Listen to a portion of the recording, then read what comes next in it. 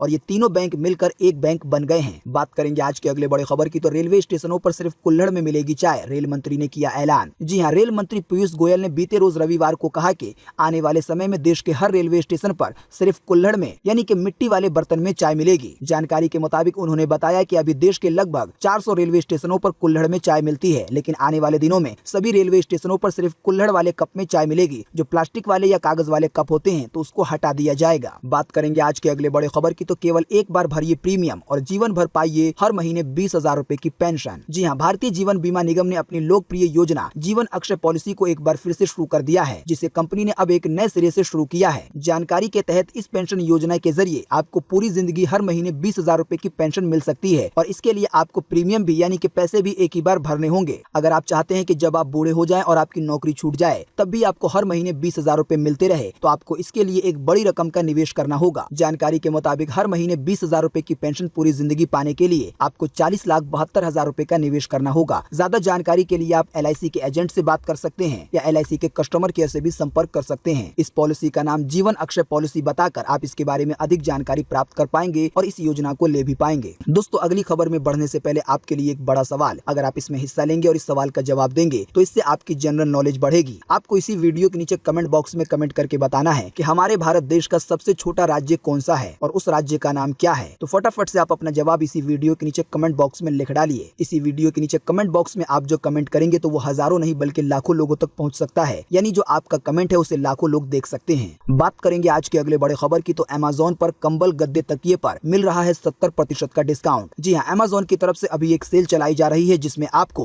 कंबल पर, तकिया पर, गद्दे पर, इसके अलावा ठंड में इस्तेमाल होने वाली जो भी चीजें होती हैं तो उस पर आपको 70% का डिस्काउंट मिल सकता है। यानी मिसाल के तौर पर अगर कोई सामान 100 रुपए का है तो वो अभी आपको मात्र 30 रुपए में मिल जाएगा। अमेज़न पर कौन कौन सी चीजों पर छूट मिल रही है इसके लिए हम आपको इसी वीडियो के नीचे डिस्क्रिप्शन में एक लिंक दे देंगे जिस पर आप क्लिक करके इसके बारे में अधिक जानकारी प्राप्त कर पाएंगे। इसके अलावा इसी वीडियो के नीचे डिस्क्रिप्शन में हम आपको एक और लिंक देंगे जिसके द्वारा आप पीएम मोदी के मन की बात कार्यक्रम को देख पाएंगे और सुन पाएंगे। बीते 29 नवंबर को पीएम मोदी की तरफ से एक बार फिर से मन की बात कार्यक्रम के जरिए देश को संबोधित किया गया है। तो पीएम मोदी ने अपने संबोधन में क्या क्या कहा है, हम जो आपको लिंक देंगे आप उसके द्वारा जान पाएंगे। बात करेंगे आज के अगले बड़े खबर की, तो बीते रोज रविवार को एक बार फिर बढ़े पेट्रोल डीजल के दाम। लगातार कई दिनों से हो रही है बढ़ोतरी। जी हाँ, पेट्रोल डीजल के दाम एक बार फिर से बहुत तेजी से बढ़ने लगे हैं। जानकारी के मुताबिक बीते रविवार को एक बार फिर से पेट्रोल पर 21 पैसे तक की बढ़ोतरी हुई है। इस बढ़ोतरी के बाद अभी राजधानी दिल्ली में 1 लीटर पेट्रोल की कीमत 82 रुपए 34 पैसे है। अगर बात की जाए डीजल की तो डीजल के दामों में भी 31 पैसे की बढ़ोतरी हुई है। इस बढ़ोतरी के बाद अभी राजधानी दिल्ली में 1 लीटर डीजल की कीमत 72 रुपए 42 पैसे है। बाकी कोलकाता, मुंबई, चेन्नई की दाम आपकी स्क्रीन पर है, आप वीडियो को पॉज करके देख सकते हैं। अगर आप दिल्ली, कोलकाता, मुंबई, चेन्नई में नहीं रहते हैं तो हम आपको इसी वीडियो के नीचे डिस्क्रिप्शन में एक लिंक देंगे जिसके जरिए आप देश के और भी शहरों के पेट्रोल डीजल के दाम देख पाएंगे। बात करेंगे आज के अगले बड़े खबर की, तो राहुल रॉय को शूटिंग के दौरान आया ब्रेन स्ट्रोक, आईसीयू में कराया गया है भर्ती। जी हाँ, सुपरहिट म्यूजिकल ड्रामा फिल्म आशिकी से मशहूर हुए अभिनेता राहुल रॉय को ब्रेन स्ट्रोक आया है। अगर आप नाम से इन्हें नहीं जानते तो इनकी तस्वीर देखकर शायद आप इनको पहचान गए होंगे। जानकारी के मुताबिक ब्रेन स्ट्रोक आने के बाद उन्हें मुंबई के नानावती अस्पताल में भर्ती कराया गया है। जब ये हादसा हुआ तो राहुल रॉय श्रीनगर में कारगिल फिल्म की शूटिंग कर रहे थे। तो दोस्तों, आज 30 नवंबर 2020 की यही ताजा खबरें थी और महत्वपूर्ण खबरें थी। उम्मीद करते हैं इससे आपको काफी कुछ जानकारी मिली होगी। हम बस इसके बदले में आपसे इतना ही चाहते हैं कि आप इस वीडियो को लाइक कर दें और शेयर कर दें, क्योंकि आपका लाइक और शेयर करना ही हमारी मेहनत का फल होता है। वीडियो देखने के लिए आपका बहुत बहुत धन्यवाद। Thanks for watching.